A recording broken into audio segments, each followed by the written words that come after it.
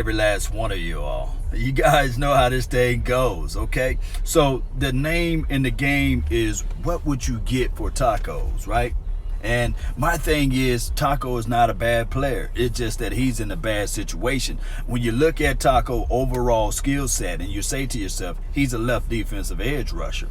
Now here's the problem. We drafted, let me just give you guys the real backstory of Taco Charlton. Now, we drafted Taco for these obvious reasonings here, right now.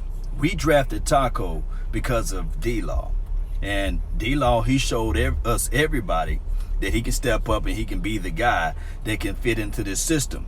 Remember, before we drafted Taco, D-Law was on the edge of sitting there looking at it like, man, he had a good year, off year, the PED scandal situation, whatever you may call it. So we drafted Taco. And ever since then, D-Law stepped up his game. So we didn't get a lot and we didn't see a lot from your boy. So I would say this, Cowboy Nation. I would actually say this. When you start looking at the grand scheme and the total picture of everything, all we got to do is these things right here. See what we can get from Taco. Because what happened here ultimately, if you look at it, just think about this. Hear me out. Dorrance Armstrong can play right or left. You got your guy that they really love, which is named Joe Jackson. He can play right or left. And they looking at it like, hey, for these years that we had Taco out there, we didn't get a lot. We didn't see a lot of things that we want to see out there as it relates to defensive edge rush. So that's why I believe that this team then said they're going to get ready to try to trade for Taco. Now, here's the thing. I do not want this to happen, though. I definitely don't want this to happen, though. I definitely do not want for us to get like a 6th round draft pick or a 5th round. I would rather for us to get a player that we wanted and that we had highly on our draft board and try to work that player out. Or I would rather for something else to happen. I don't want this thing to happen as it relates to we went out there and we got a 5th or a 6th round draft pick and it didn't work out for us. I don't want that to happen, Cowboy Nation. I want us to get something in return. Let me know how you all feel about that. Because the way I look at it and the way I see it is that this right here, when you start to think about it, the team, the collective team that we have on the table, if we're not able to get some type of player for a player, then it's just going to be one of those things that we're going to have to label this Taco Charlton situation as a bust. And we definitely don't want no bust situation with Taco. It's just reality of it. He just doesn't fit what we are trying to do. Now, speculations for the nation, everybody's saying that, hey, they think that this is going to be a trade possibility. But I just don't want it to be a 5th or 6th round draft pick. Let me know how you all feel. Now, a 3rd, that would be a steal for us because I trust Will McClay. I do. I definitely trust Will McClay. Now, this is the other thing.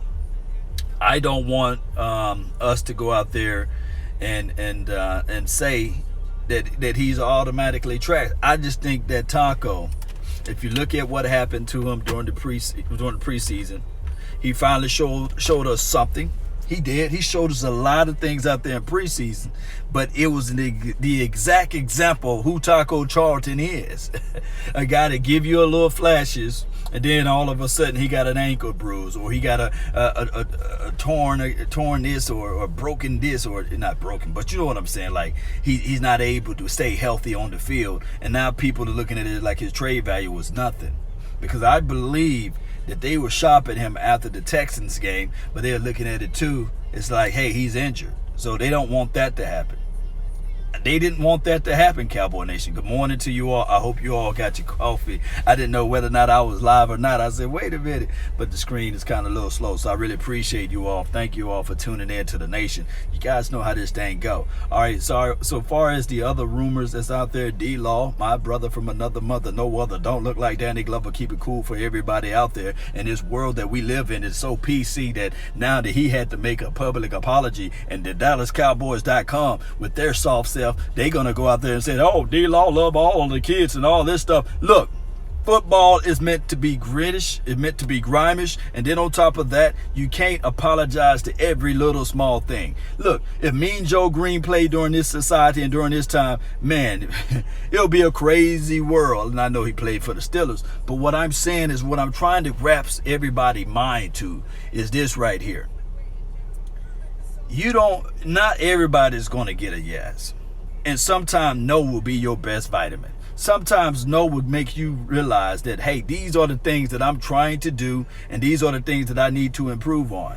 Now, the kid that ran out there with the number 26 Saquon Barkley jersey, that may be his best favorite player of all time, whatever. And see, this is what the society has done to the NFL and beyond.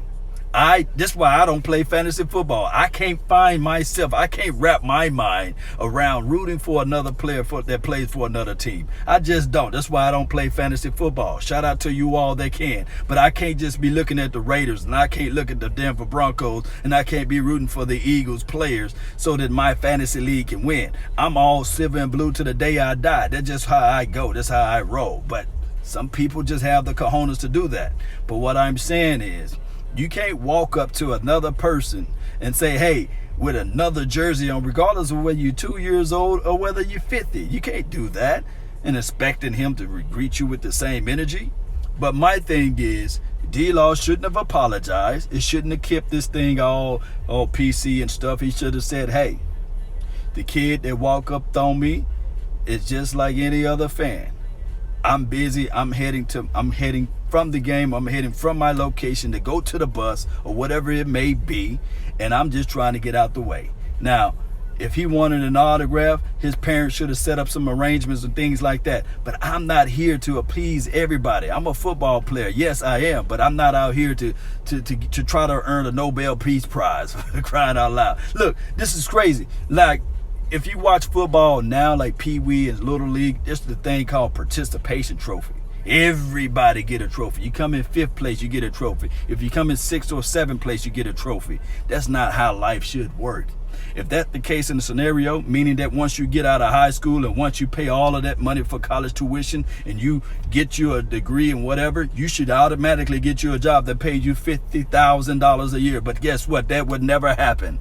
You have to get out there, and you have people that's educated. They got jobs to make over $50,000. You got people they're super extremely educated. You got PhDs and can't make $25,000 a year. That's life. That's life.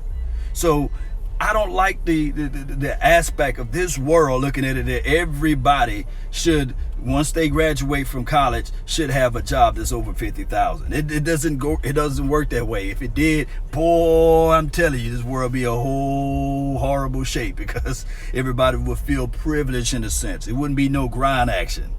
Look, that's just all I have to say on that. I know a lot of people are going to say, oh, Lord, he's a little kid and he should get this and he should get that. Well, if that's the scenario, if that's the case, then he would have been out there all day. Don't you know there was over 93,000 people out there at that game? Wow, that's a lot of people. You will be signing till your hand fall off. But that's a story of a different day. My thing is, Byron Jones, I'm switching over to Byron Jones, give you guys some more football talk. Byron Jones been practicing in full participation.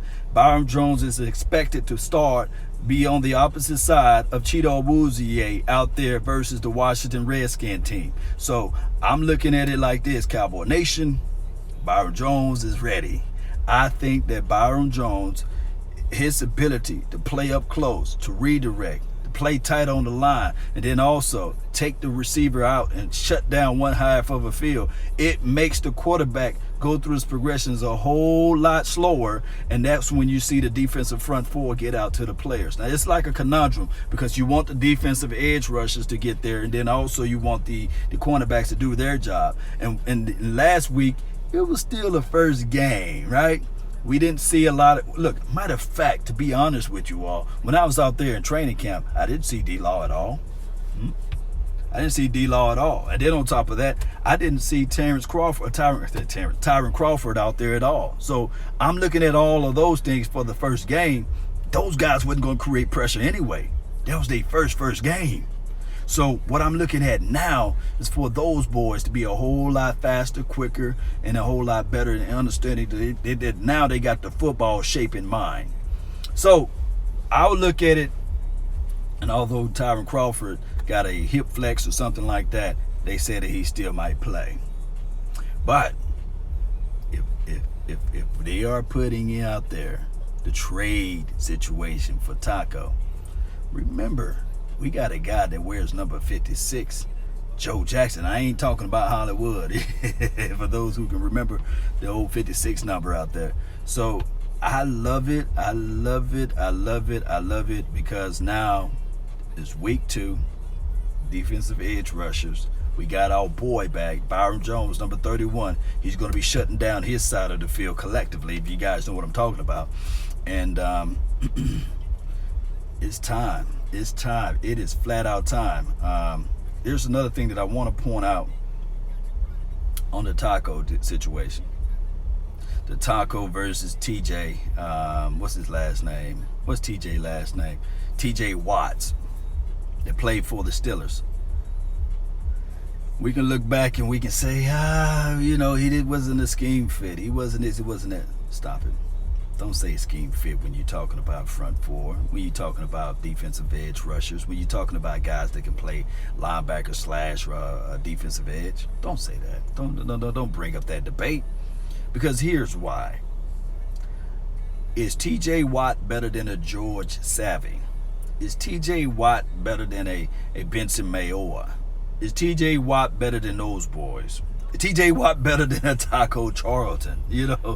So I'm thinking with Papa Rob Marinelli, he would have been able to put TJ Watt in the right situation if he were to play for this particular team.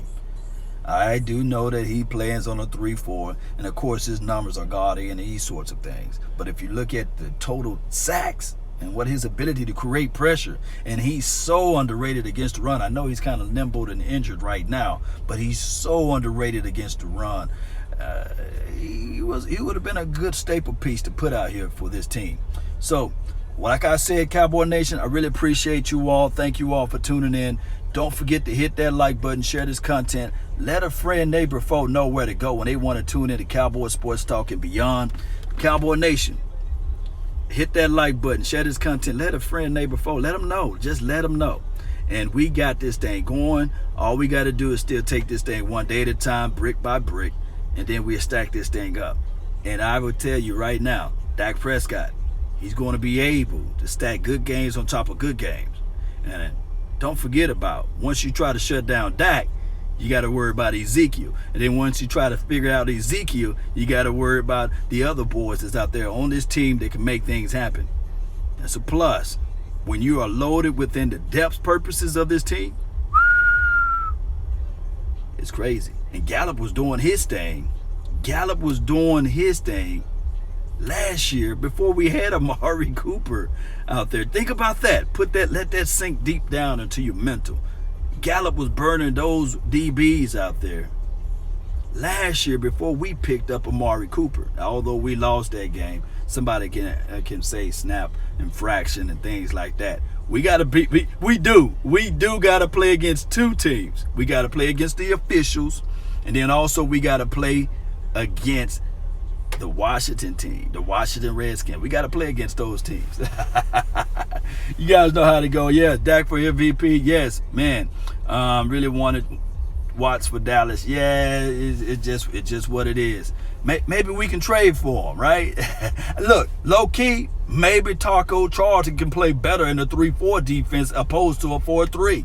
That could be a scenario. Chandler Jones. Look at Chandler Jones and look at Taco Charlton's comp coming out of college. You put those two in the same lane or what have you. And I know Chandler Jones is one of the NFL leading rush edge rushers as it relates to tackling and also sacks in the NFL in the last 3 or 4 years. I don't think nobody got more sacks than Chandler Jones. But, it could be a little sunshine for Tacos.